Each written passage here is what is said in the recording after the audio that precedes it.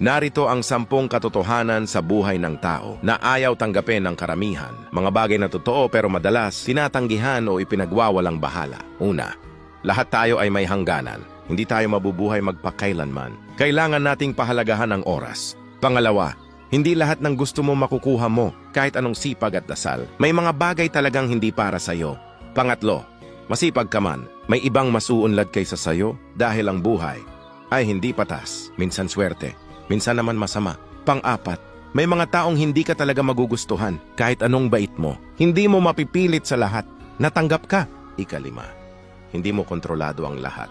Kaya mahalagang matutong magpakumbaba at magtiwala sa Diyos. Ika-anim, lahat ng ginagawa mo may konsekwensya. Mabuti man ito o masama, may balik lahat. Ika-pito, minsan tayo ang problema. Hindi laging ibang tao ang mali. Kailangan din ng introspection.